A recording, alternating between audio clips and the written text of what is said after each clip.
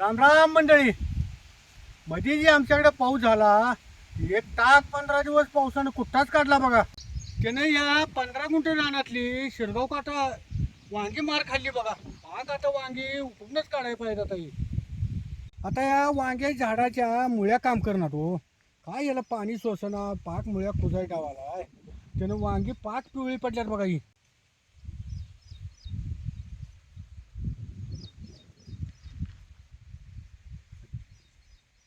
कुठलं बी माळवं करायचं म्हटला तर त्याला औषध पाणी प्रमाणातच द्यायला लागते.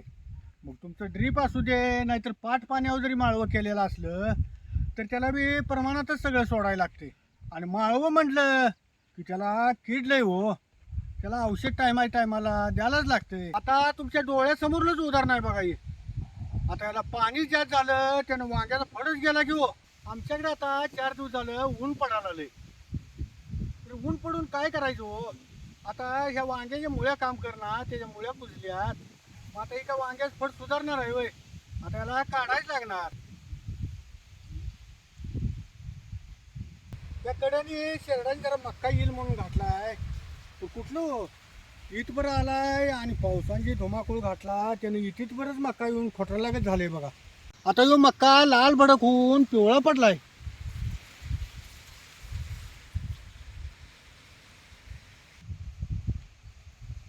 पाऊस बघा जास्त झाला तर बी चालत नाही आणि कमी पडला तर बी ह्या पिकाची चालत नाही.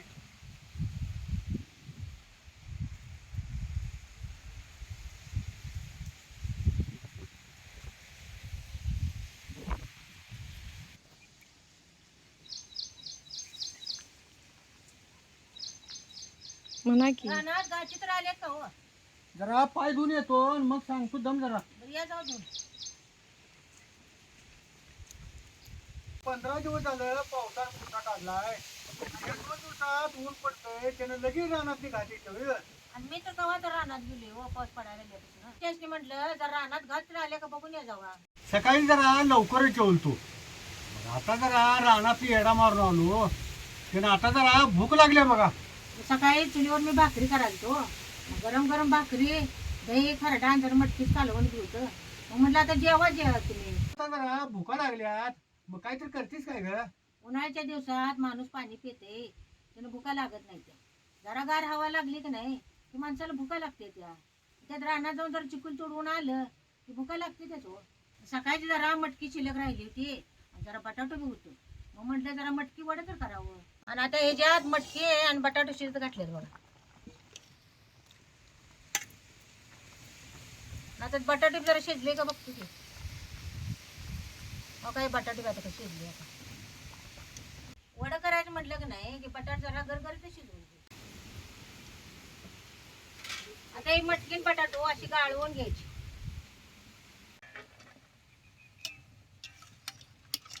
असं या झाऱ्यानं गाळवून घ्यायचं.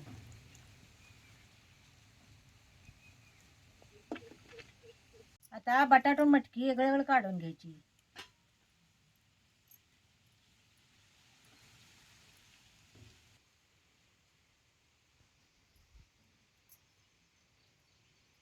आता हे शिजवून घेतलेली मटकी आता या पाट्यावर जरा साधारण दुखून घेते ती. आणि वाटायचं नाही जरा नुसतं साधारण असं दुखूनच घ्यायचं काही.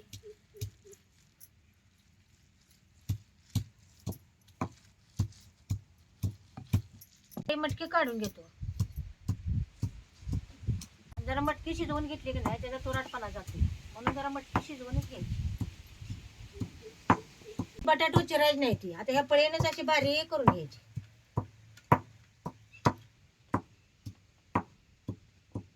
तिला जरा हळद आणि मीठ लावून घेतो की. असं मटकीला जरा हळद आणि मीठ लावून घेतलं की नाही खाताना मग सवय सवय लागत नाही. की आता बटाटो आणि मटकी एकत्र करायची. आणि आता हे सगळ्याचा एक चांगला जीव करून घ्या. ते सगळ्याचा चांगला एक जीव करून घ्यायचा. आता फोडणीला जरा कढईत तेल होतो. तेल चांगलं कढलं या. आता याच्यात जरा मोहरी टाकतो. आता हे वल्या मिरचीचा खरडा बी यात घालतो. आता हे चेचलेलं आलं लसूण बी यात घालायचं.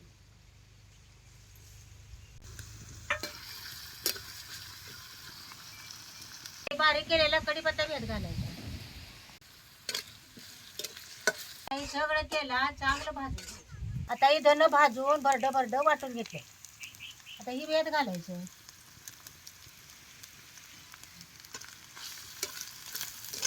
आता ह्याच्यात 1 चमचा हळद घालतो आणि मीठ बी घालायचं. चमचा जिरपूड बी टाकायची. आता हे तेला सगळं चांगलं कसं भाजलंय बघा. आता ही फोडणी या बटाट्यावर वतून घ्यायची.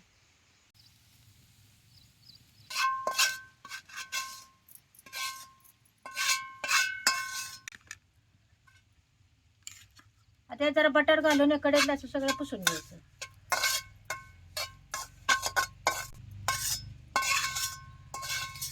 करून घ्यायचं. धन बरड वाटून भाजीत घातल्यावर वडं खाताना चांगलं खमंग लागतात. आता भाजी गार वस्तूवर वडं करायला जर पीठ भिजवून घेतो. आता ह्याच्यावर जरा कोथिंबीर टाकतो. आता 4 वाट्या हरभऱ्याच्या डाळीचं पीठ घेतले. आता ह्याच्यात 1 वाटी तांदळाचं पीठ घालणार आहे. आता ह्याच्यात ओवा, मीठ आणि खायचा सोडा बी घालायचा.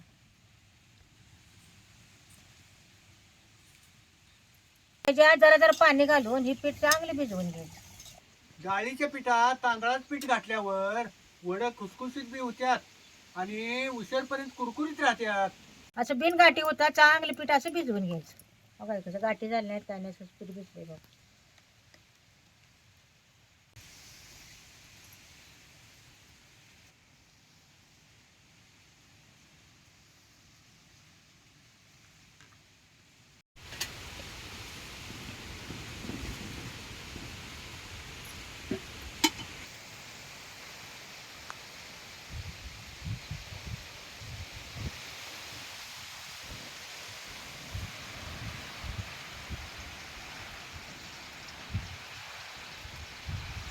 दिवस झालं ऊन पडलं, त्यानं वाटलं आता पाऊस उघडला.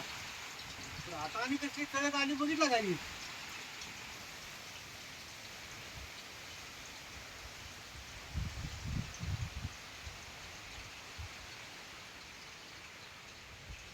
तेल चांगलं कडल्याची वाट वडं सोडायचं नाही, नाहीतर मग खाली कडेला चिकटून बसतात. म्हणून तेल चांगलं कडून द्यायचं. आता हे वडं तळून घेतो. असे पिठा चांगलं खालवर करायचं आणि मगच वडं सोडायचं.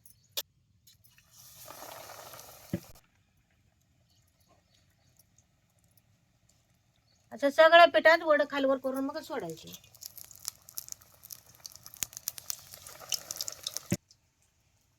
आणि पीठ घट केले त्यानं कसं वड्याला चिकटायला लागले बघा काही.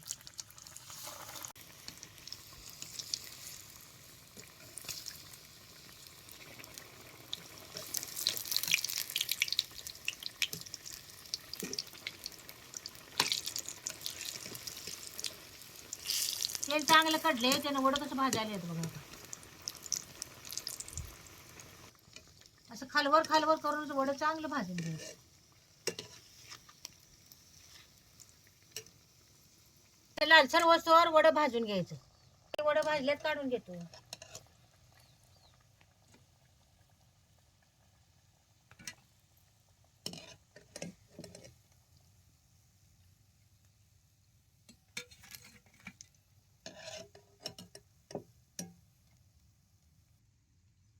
आता राहिलेलं बाकीचं वडं तळून घेतो.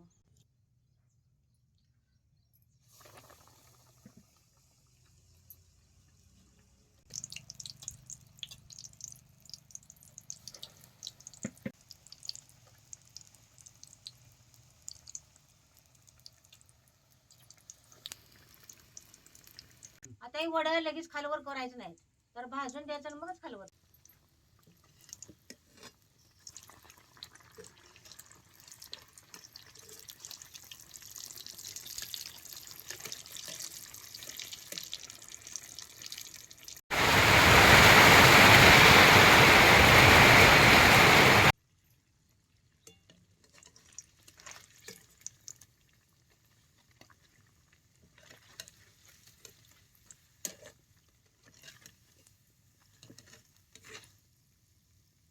बाहेर पाऊस पडलेला आहे, वडं बी तळून झाल्यात. आणि भुका बी लागल्या, तेवढ्या 4 मिरच्या तळून दे, म्हणजे गरम गरम वडं खातो ग. अहो एवढं वडं काढून तुम्हाला देतो की मिरच्या तोडून हा, सगळं. मग आवर.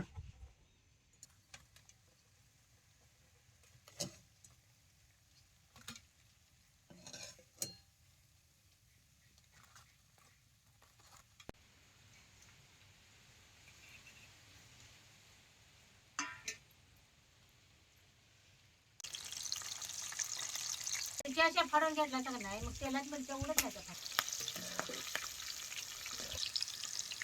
मिरच्याशिवाय बी वडा खाताना टेस्ट येत नाही. आता हे मिरच्या भाजल्यात काढून घेतो.